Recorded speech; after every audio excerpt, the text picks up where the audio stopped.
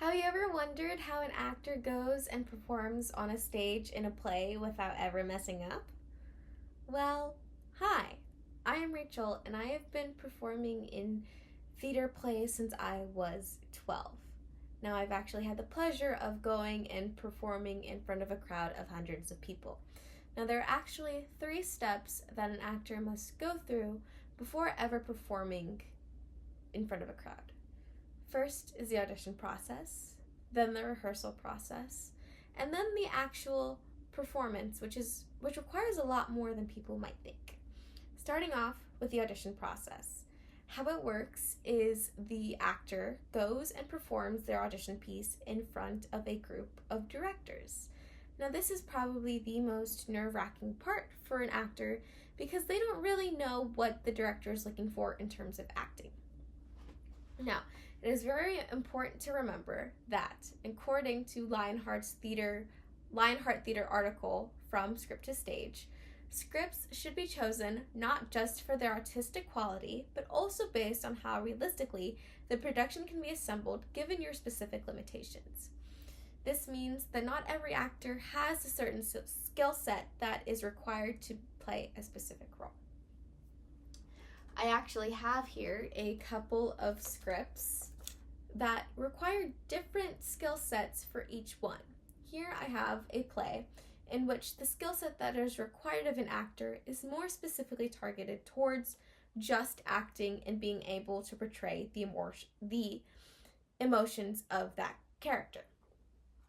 Up next, I have a musical script that has all of the script and the lines that the actor must memorize, but also in the back of the book, we have sheet music. So in a musical, the actor would be asked to act, sing, and dance. And not every actor can do that. It is very important to remember that different actors have different skill sets and they must adhere to different characters. So not every actor can play every role. Now, if you ever do get the pleasure of getting casted in a theater performing production, you then move on to the rehearsal stage. The rehearsal stage is the longest process that is required before ever making it to the actual production.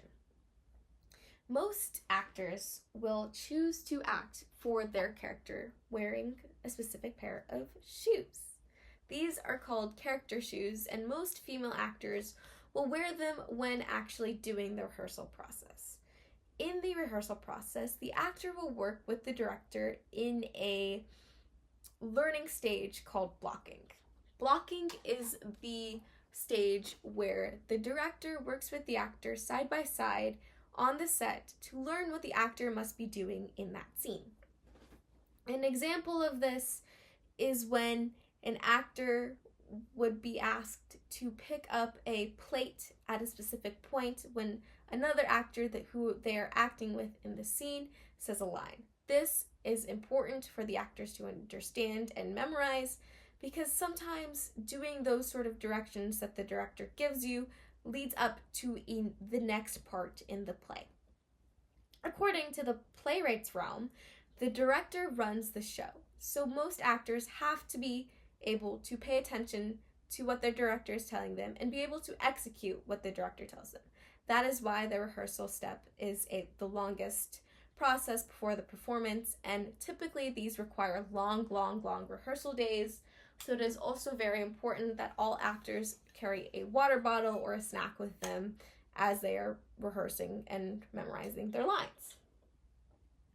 Now, after the actor has worked with the director and blocked all the scenes and memorized all of those lines, they then move on to the performance. Now, in the performance, there's a lot of technical aspects that tend to get overlooked that are being done backstage while an actor is performing on stage.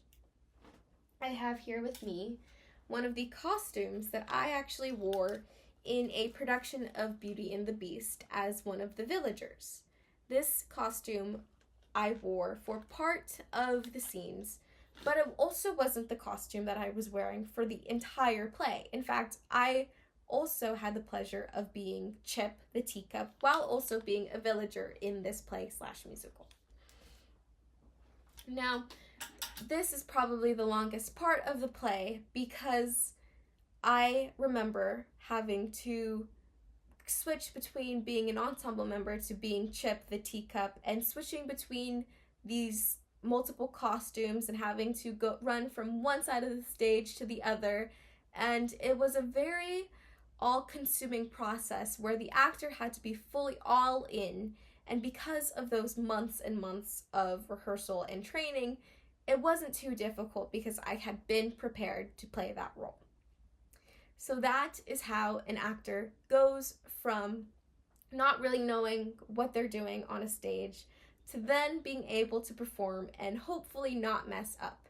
And if they have messed up on stage, they should have been well equipped enough to make sure that they are able to recover and make sure that the audience cannot tell that they messed up. I hope you all enjoyed. Thank you.